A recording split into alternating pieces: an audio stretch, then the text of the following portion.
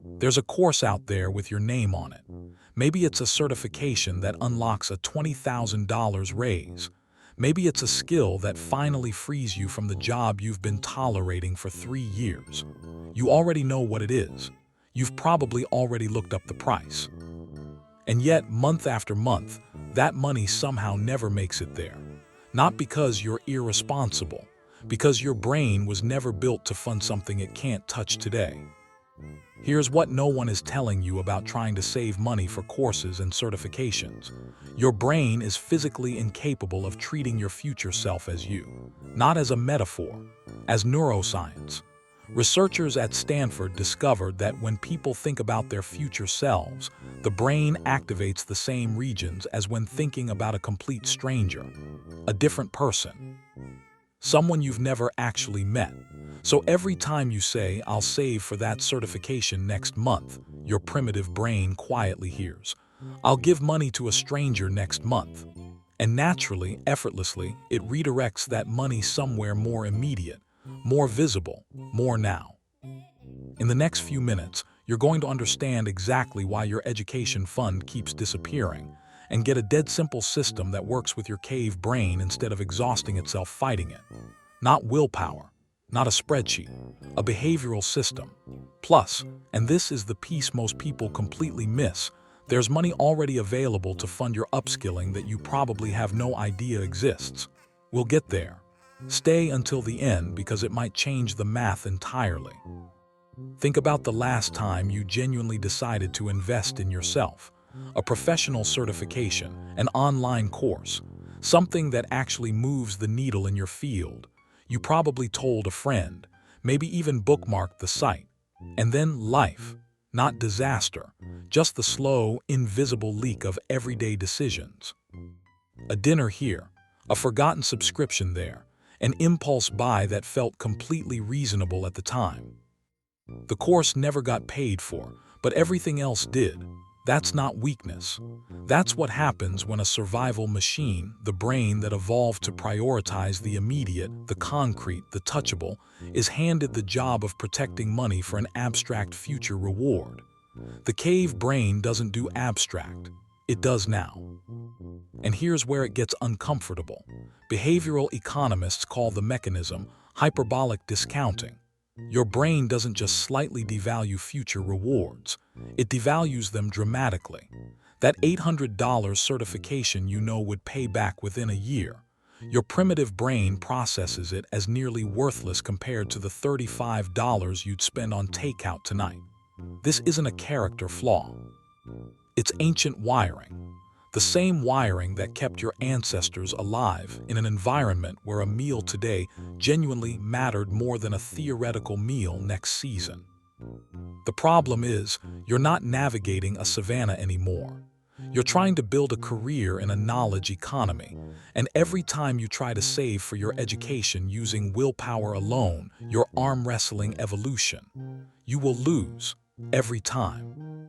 But here's the thing about people who consistently fund their upskilling, build skills, and pay for certifications while living on the exact same income as the person who doesn't. They didn't become more disciplined overnight. They stopped fighting their brain and started working around it. The switch isn't about saving money. It's about making the future real to your cave brain before it gets a chance to redirect the cash. Here's what that looks like in practice. You do not save what's left over after spending. Your brain will spend everything and leave nothing every single time. Instead, you automate a fixed amount that leaves your account the same day your paycheck arrives, before the primitive brain sees it, before any spending decisions begin, gone before it gets a vote. This works because it removes choice from the equation. And the psychology of decision fatigue is brutal here. Every financial choice you make in a day depletes the mental energy available for the next one. By evening, your willpower isn't running low, it's bankrupt. Automation doesn't need willpower. It runs on systems, and systems don't get tired. The account matters too. Open a separate account not labeled savings. Label it with your actual goal, the certification, the course. The skill. Researchers found that people drain goal-specific, identity-labeled accounts significantly less than generic savings accounts. Because the cave brain, primitive as it is, does respect one thing: identity. When the money becomes who I'm becoming rather than extra cash sitting there, it gets much harder to justify spending it on something that doesn't move you forward. Now here's the layer that trips most people up even when they've built the habit. They underestimate how close they actually are. That $800 certification feels impossibly far when you're putting in $40 a week. But $40 a week is $2,080 in a year. Most professional certifications, the ones that actually move careers in tech, finance, healthcare, skilled trades, cost between $200 and $1,500. You're closer than the cave brain wants you to believe. The gap isn't the problem. The perception of the gap is. And this is where the math gets interesting. Most people hit this point and assume education investing is a luxury for people with disposable income. They've been living paycheck to paycheck.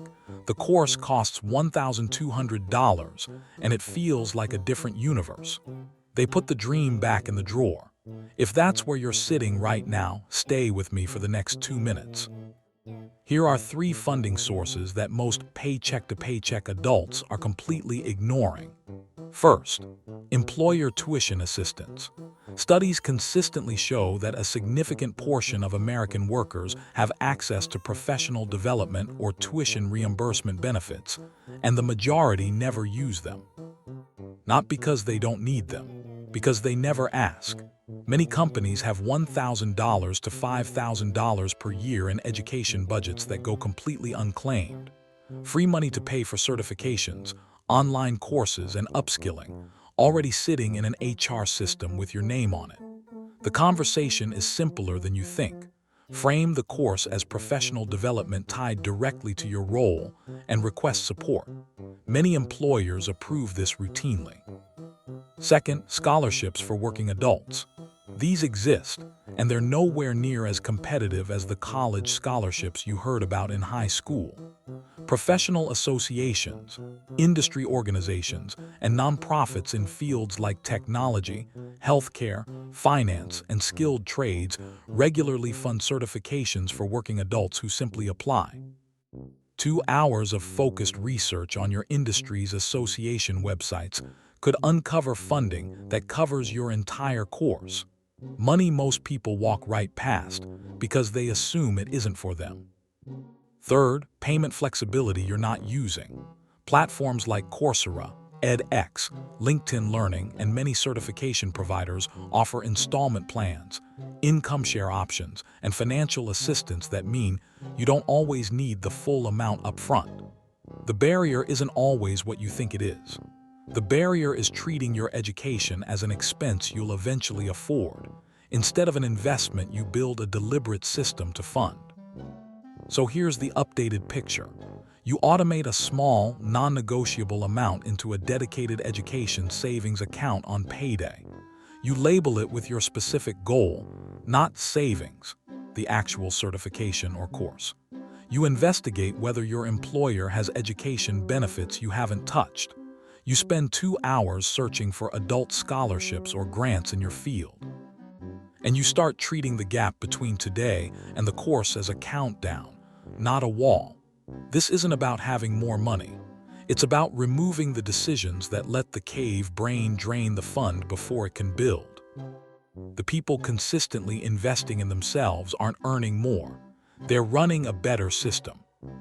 Here's the uncomfortable implication worth sitting with tonight. Every year spent not upskilling is a year the distance between you and where you want to be quietly grows, not in a blaze, but in a slow accumulation you don't feel until you suddenly feel all of it at once. The certifications that matter in your field aren't getting cheaper. The competition isn't getting less skilled, and your cave brain isn't evolving by Tuesday. But you can build a system smarter than its instincts. The question worth asking before the next paycheck comes and goes isn't, can I afford to invest in my education?